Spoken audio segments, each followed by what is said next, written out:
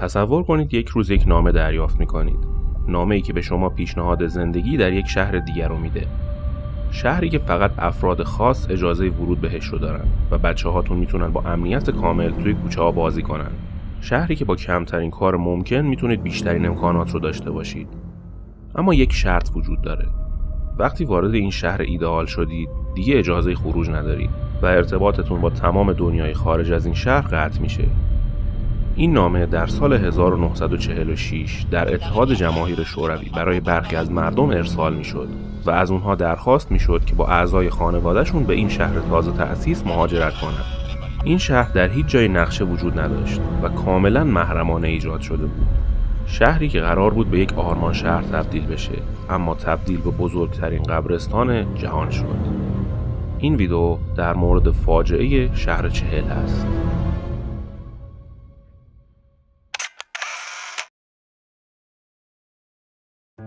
در اعماق جنگل‌های کوهستانی شوروی یک شهر ممنوعه به نام اوزرسک وجود داشت. یک معمای زیبا در پشت گیت‌های نگهبانی و سیم‌های خاردار. مکان شگفت‌انگیزی که انگار توی یک جهان موازیه. اسم رمز این شهر شماره 40 بود. توی یک روز معمولی مادرها کالسکه بچه‌هاشون رو توی خیابون‌ها هل می‌دادن و بچه‌ها مدام در حال بازی توی کوچه‌ها بودن. توی دریاچه وسط جنگل خانواده‌ها شنا می‌کردن. افراد سن بالاتر هم روی نیمکت‌های پارک در حال استراحت ظهرانه و تماشای رهگذرها بودند. یک بهشت امن که مثل فیلم‌های سینمایی سال 1950 آمریکا بود. کنار خیابون زن‌های محلی در حال فروش میوه و سبزیجات بودند. اما برای هر فروش از شمارشگر گایگر استفاده می‌کردند. دستگاهی برای اندازه‌گیری میزان آلودگی رادیواکتیو. اوزرسک محل تولد برنامه هسته‌ای شوروی بعد از جنگ جهانی دوم بود. سال 1946 شوروی که در یک جنگ سرد تسلیحاتی با آمریکا قرار گرفته بود، برای پیشبرد برنامه هسته‌ای خودش تصمیم گرفته بود محرمانه و بدور از چشم جوامع بین‌المللی یک شهر اطراف نیروگاه هسته‌ای عظیم مایاک ایجاد کنه. تمام پرسنلی که توی نیروگاه کار می‌کردن افرادی بودند که هویتشون به طور کامل پاک شده بود و به اطرافیانشون اعلام شده بود که این افراد مفقود شدند. هیچ کس بعد از ورود به این شهر حق خروج نداشت. در حالی که مردم شوروی با قحطی و فقر شدید دست و پنجه نرم می‌کردند، مقامات یک بهشت با تمام امکانات لوکس برای مردم این شهر فراهم کرده بودند. زندگی توی اوزرسک به یک آرزو تبدیل شده بود.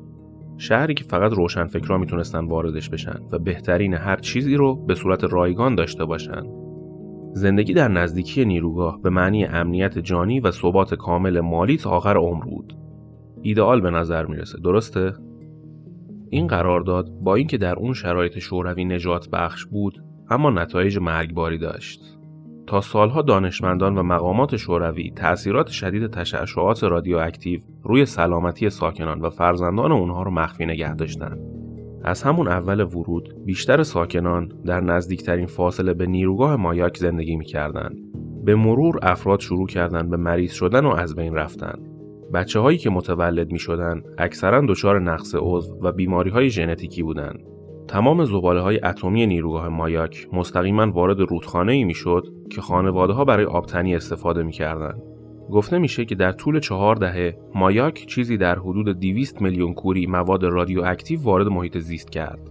چیزی در حدود 4 فاجعه اتمی چرنوبیل. یکی از دریاچه‌ها به قدری با پلوتونیوم آلوده شده بود که به دریاچه مرگ معروف شده بود. 500,000 نفر افرادی که در شهر چهل زندگی می‌کردند، 5 برابر بیشتر از مردم اوکراین بعد از فاجعه چرنوبیل در معرض آلودگی قرار گرفته بودند. فاجعه اصلی در 29 سپتامبر 1957 اتفاق افتاد. ساکنان منطقه چلیابینسک در نزدیکی اوزرسک متوجه یک سری هاله آبی بنفش در آسمان شدند. اخبار محلی عنوان کرده بود که این هاله‌ها شفق‌های قطبی هستند که به طور عجیبی در منطقه‌های جنوبی نمایان شدند. بلافاصله مردم منطقه شاهد فعالیت زیاد ارتش در نزدیکی نیروگاه مایاک شدند. از مردم خواسته شده بود که تمام دامها را از بین ببرند و غلات رو زیر زمین دفن کنند. حدود 20 روستا به طور کامل تخلیه شدند. هیچ اعلان عمومی در کشور انجام نشده بود، اما همه فهمیده بودند اتفاقی در نیروگاه مایاک رخ داده. مایاک نیروگاهی بود که اولین بمب اتم شوروی رو ایجاد کرده بود. بعد از این موفقیت بزرگ، مسکو که در بحبوحه جنگ سرد بود، درخواست کرد که تعداد بیشتری بمب رو در مدت زمان بسیار کمتر تهیه کنند. اما بهایی که پرداخت کردند بسیار سنگین‌تر بود. نیروگاه بدون توجه به ابتدایی ترین استانداردهای امنیتی به سرعت در حال فعالیت بود. فعالیتی که منجر به آلودگی رادیواکتیوی شدید و مرگ 17245 کارگر نیروگاه در طی چند سال شد. اما داستان به همینجا ختم نمیشه. سیستم خنک کننده مخزن مواد رادیواکتیو به خاطر فعالیت سنگین از کار افتاد و هیچ کس متوجه نشد. دمای زباله‌های رادیواکتیو شروع به بالا رفتن کرد و در دمای 350 درجه سلسیوس منفجر شد. 160 تن مواد بتونی حاوی 20 میلیون کوری مواد رادیواکتیو به آسمان پرتاب شد. تا منطقه‌ای در حدود 20,000 کیلومتر آثارشون مشاهده میشد. محل سکونت 270,000 نفر. تقریباً غیر ممکن بود چنین فاجعه‌ای رو مخفی کرد. اما خبر این فاجعه در سال 1976 توسط آمریکا منتشر شد. حدود 16 سال بعد. آمریکا و CIA که شبکه جاسوسی اطراف شهر چهل داشتن، با توجه به عکس‌هایی که جاسوس‌ها تهیه کرده بودند، همون زمان از این اتفاق مطلع شدند. اما از درز خبر جلوگیری کردند، چون می‌ترسیدند که اگر اخبار فاجعه منتشر بشه، ممکنه باعث بروز سوالاتی درباره نیروگاه‌های هسته‌ای در آمریکا بشه.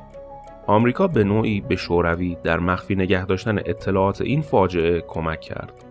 مخفی‌کاری که در سال 1989 منجر به فاجعه دوم یعنی چرنوبیل شد.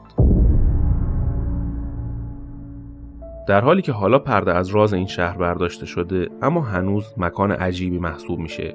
ساکنان اوزرسک همچنان در سایه نیروگاه هسته‌ای مایاک زندگی میکنن که تقریباً تمام مواد هسته‌ای ذخیره روسیه برای راکتورها و تسلیحات در اون ذخیره میشه.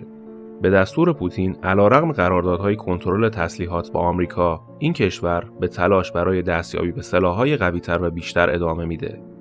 موضوع عجیب در مورد شهر چهل اینه که مردمی که اونجا زندگی میکنن این حقایق تاریک رو میدونن.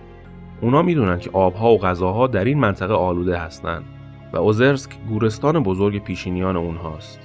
اما باز هم حاضر به ترک اونجا نیستن. معمای شهر چهل به خاطر مخفیکاری حکومت‌ها هنوز هم به صورت یک معما باقی مونده.